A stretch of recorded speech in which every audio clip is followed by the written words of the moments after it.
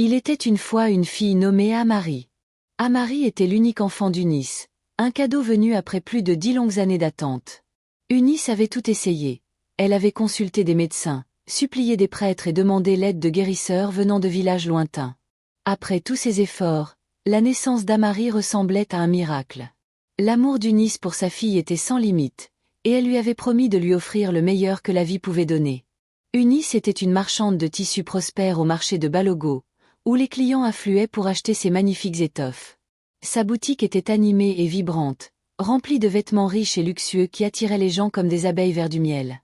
Grâce à ses longues journées de dur labeur, Eunice pouvait se permettre d'envoyer Amari à la Treasure World High School, la meilleure et la plus chère école de Lagos, réservée aux riches. Treasure World High School était un monde à part, avec des salles de classe immaculées, de vastes terrains de jeu et des élèves vêtus d'uniformes impeccables. Eunice veillait à ce qu'Amari se distingue.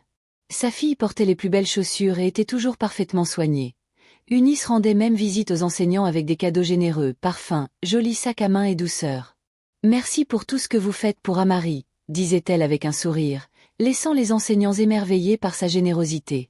Elle prétendait que c'était une simple façon d'exprimer sa gratitude, même si tout le monde savait que ses présents étaient loin d'être insignifiants. Amari était une élève modèle, et tout le monde connaissait son nom. Charmante, toujours polie, elle ne manquait jamais une occasion d'apporter de la joie à ses camarades. Sa gentillesse, associée à ses excellentes notes, la rendait aimée de tous. Chaque année, lors de la cérémonie de remise des prix, Amari était l'élève que tout le monde attendait de voir monter sur scène. Elle accumulait trophée après trophée, son nom figurant toujours en tête de liste. Les parents donnaient des coups de coude à leurs enfants et murmuraient. « Pourquoi ne peux-tu pas être comme Amari ? Elle a 2 têtes peut-être ? Toi, tu restes là, paresseux, gaspillant nos frais de scolarité. » Certains allaient même jusqu'à demander à Eunice si elle avait engagé un tuteur particulier pour sa fille.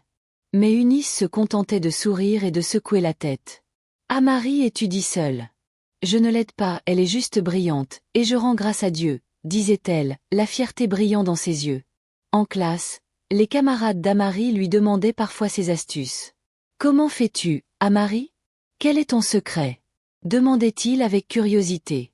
Amari souriait simplement et répondait. « Ami, vous savez bien que j'écoute juste en classe et que je prends des notes. » C'est alors qu'un nouveau trimestre commença à la Treasure World High School, apportant avec lui l'arrivée d'une nouvelle élève, Lara Williams Benson. Lara était aussi belle qu'Amari, mais ce n'était pas sa beauté qui faisait parler d'elle, c'était son intelligence.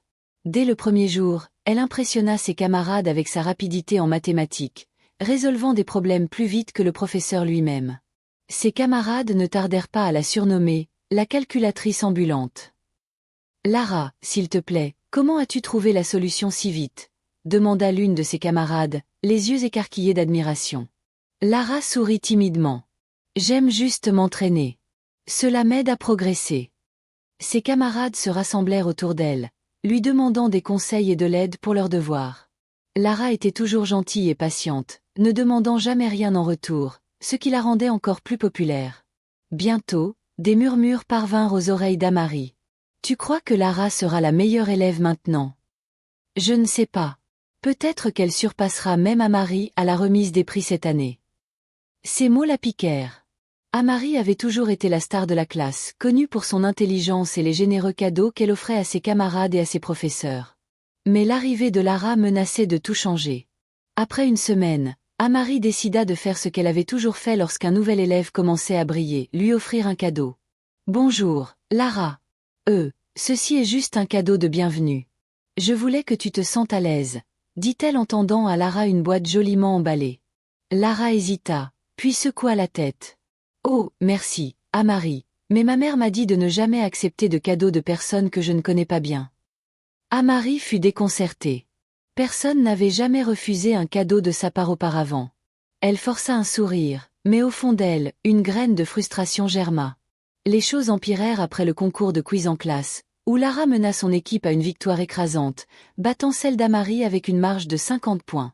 Les professeurs et les élèves couvraient Lara d'éloges, et la jalousie d'Amari devint plus difficile à cacher.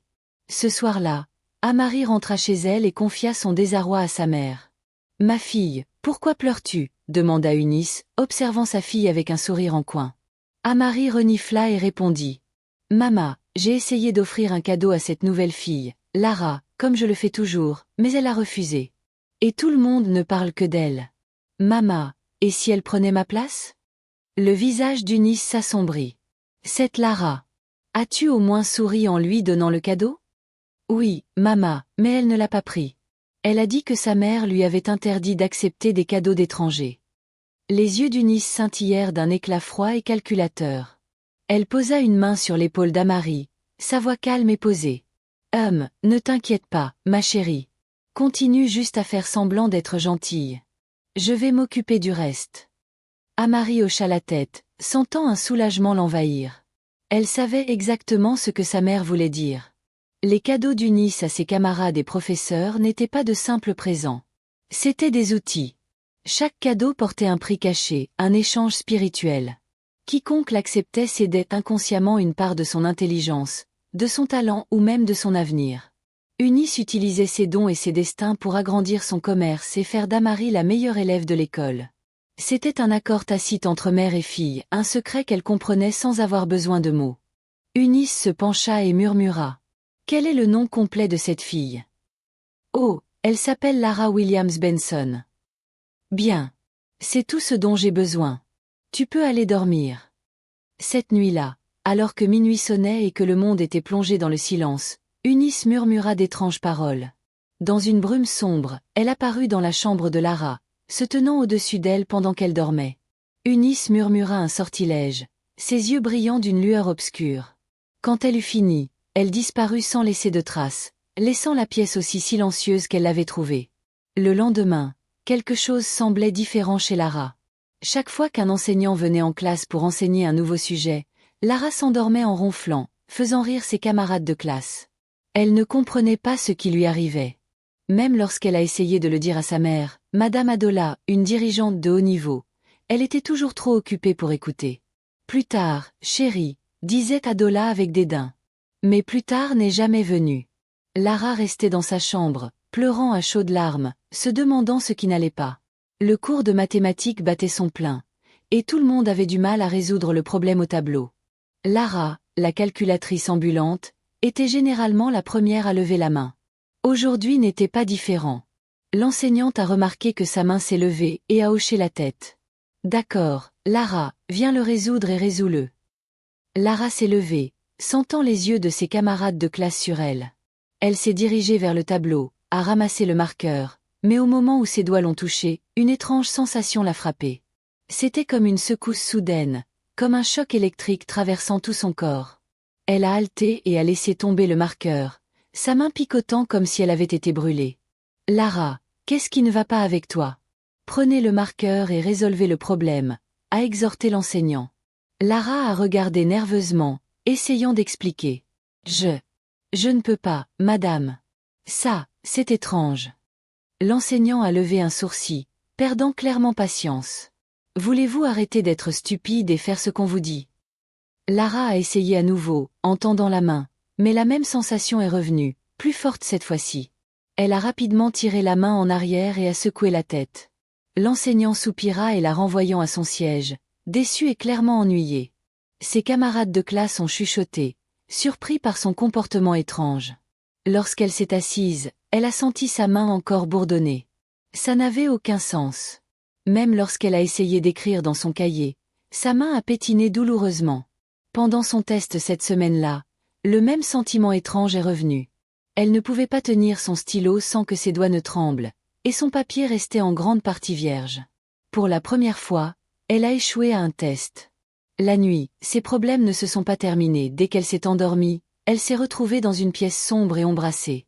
Les enfants étaient assis, le visage vide, alors qu'un étranger plaçait de la nourriture devant eux. Le visage de l'étranger était caché, mais elle pouvait entendre un bourdonnement bas, comme si elle lançait un sort. Elle a regardé, terrifiée, pendant que chaque enfant mangeait, regardant droit devant elle comme s'ils étaient sous un charme. Elle voulait crier, courir, mais son corps était gelé. Puis, l'étranger s'est tourné vers elle, tenant un bol. Elle a essayé de refuser, mais sa main s'est tendue toute seule, et elle a pris une bouchée. Alors qu'elle mangeait, un épais brouillard semblait couvrir son esprit, et tout est devenu sombre. Lorsqu'elle se réveillait chaque matin, son corps lui faisait mal comme si elle avait couru toute la nuit. Ses muscles étaient douloureux, sa tête tombait et son esprit était obscurci. Elle a essayé de se concentrer en classe, mais ses pensées ont dérivé. Ses mains étaient encore faibles et tremblantes. Au fil des jours, ses camarades de classe l'ont remarqué. Ils ont chuchoté à son sujet dans les couloirs. Avez-vous remarqué à quel point Lara a agi bizarrement? Dit Bécu. Eh bien, elle était la plus intelligente, et maintenant elle ne peut même pas tenir un stylo, a déclaré une autre fille.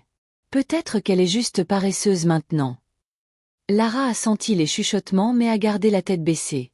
Un esprit autrefois brillant se cachait maintenant derrière des yeux fatigués. Chaque jour, elle essayait de dire à sa mère ce qui se passait, mais Tadola, occupée par le travail, disait rapidement « Parlons-en plus tard, chérie ». Mais plus tard n'est jamais venu. Lorsqu'elle rentrait à la maison chaque soir, elle était trop fatiguée pour écouter, balayant les plaintes de Lara avec un rapide « Pouah » et un sourire fatigué. Finalement, les choses sont si mauvaises que le professeur de classe de Lara a décidé de contacter directement Adola. Adola a été surprise de recevoir l'appel, mais elle est venue à l'école pour la réunion.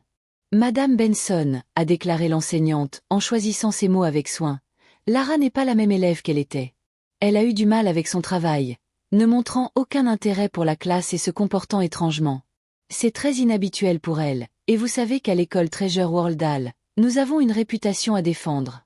S'il vous plaît, ramenez-la à la maison et prenez soin d'elle. Adola soupira en regardant sa fille. Lara, pourquoi agis-tu de cette façon? Lara ne savait pas quoi dire. Elle se sentait comme une étrangère dans sa propre peau. Mais avant qu'elle ne puisse répondre, Adola a ajouté. Ce comportement doit cesser maintenant. Tu sais mieux que ça. Qu'est-ce que c'est que toute cette bêtise? Quand ils sont rentrés à la maison, Adola a décidé de lui retirer ses privilèges. Plus de télévision. Plus de friandises. Plus de rendez-vous de jeu, jusqu'à ce qu'elle corrige son comportement. Les jours ont passé, et Lara a senti le poids de ses problèmes s'abattre sur elle. Les rêves se poursuivaient chaque nuit, et ses mains s'affaiblissaient. Rien ne semblait plus juste. Un soir, alors qu'elle essayait de soulever un vase, elle l'a cassé.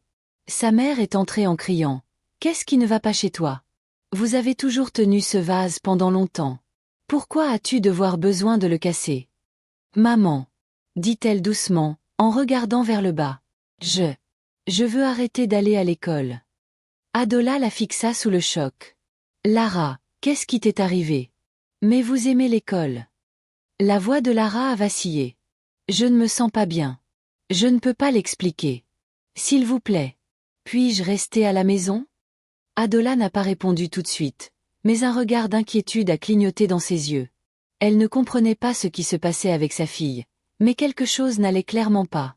Tôt ce matin-là, Adola a appelé sa meilleure amie, Madame Phillips. « Bonjour, chérie.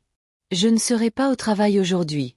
Lara ne va pas bien, et je ne peux tout simplement pas la laisser comme ça. » Plus tard, après le travail, Madame Phillips est venue nous rendre visite.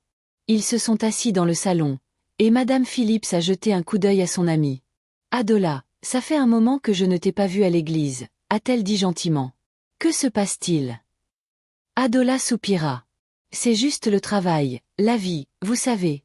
Tout. C'est juste trop. Tout a l'impression d'aller trop vite, et je peux à peine avoir un moment pour respirer. » Madame Phillips lui a jeté un regard d'inquiétude tranquille, mais n'a pas poussé plus loin. « Comment va Lara? » Elle a demandé, en changeant de sujet. Adola secoua la tête. « Je ne sais pas ce qui ne va pas chez elle. Elle était pleine de vie, brillante. Et maintenant, elle ne veut plus aller à l'école.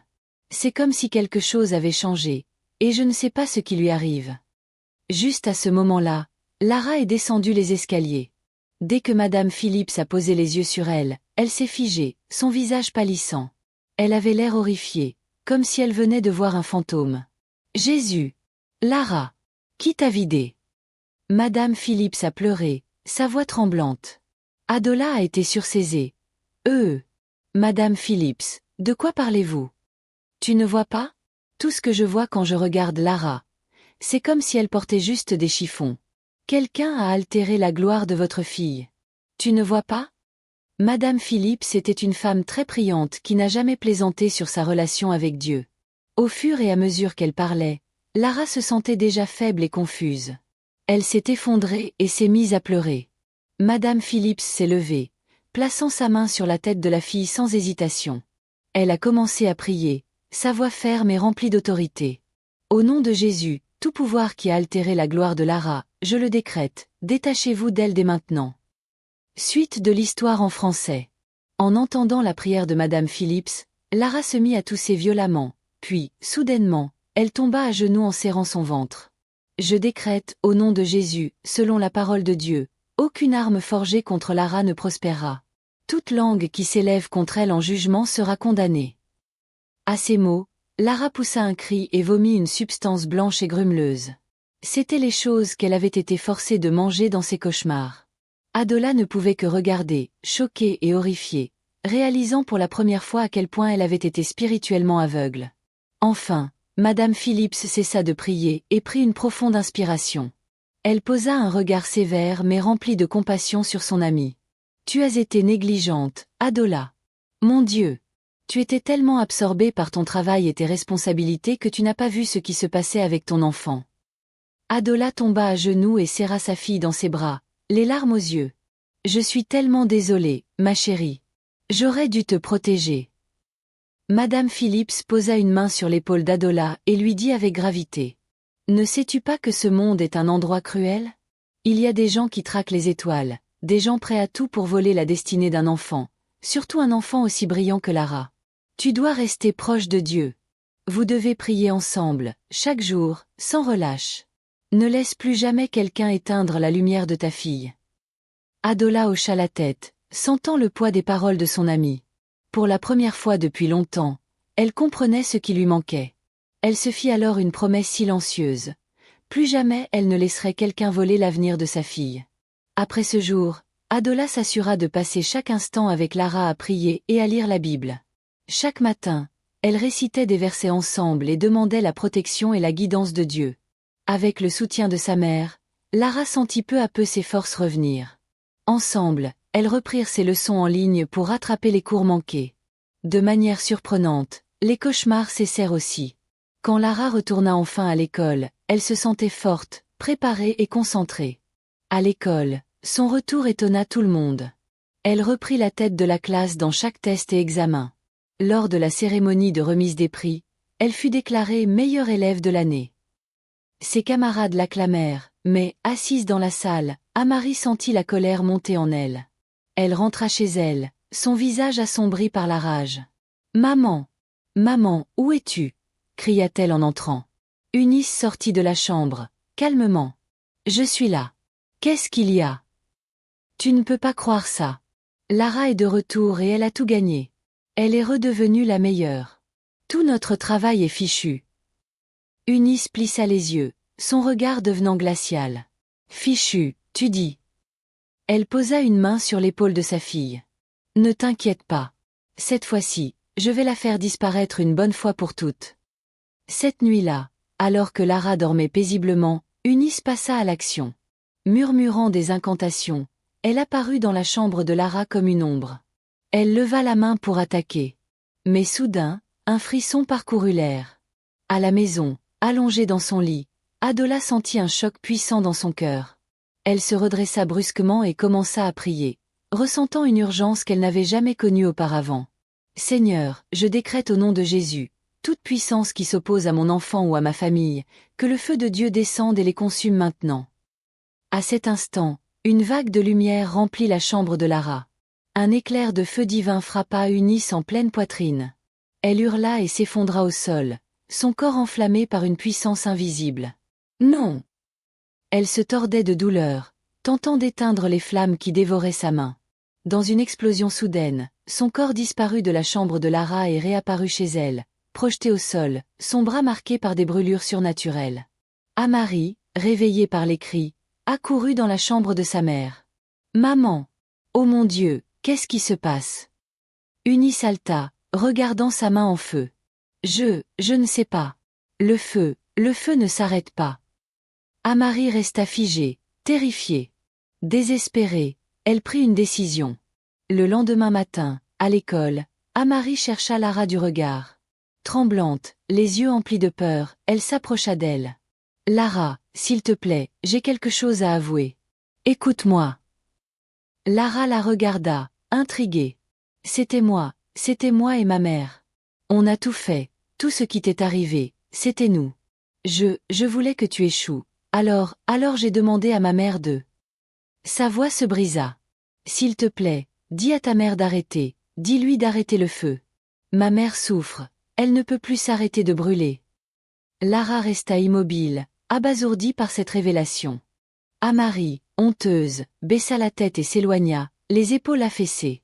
À la fin de la semaine, une rumeur se répandit dans l'école, Amari et sa mère avaient disparu. Certains disaient qu'elles avaient déménagé dans une autre ville, tandis que d'autres murmuraient qu'elles avaient disparu sans laisser de traces. Mais une chose était certaine. Il y a des limites à tout pouvoir, et jouer avec l'innocence peut conduire à un destin plus sombre que tout ce que l'on peut imaginer. Étincelle si vous avez aimé cette histoire, pourquoi ne pas regarder la prochaine vidéo qui s'affiche sur votre écran? Je vous promets que vous allez adorer cette histoire vraie. N'oubliez pas de liker, de vous abonner et de partager vos pensées dans les commentaires. Cloche merci et à bientôt.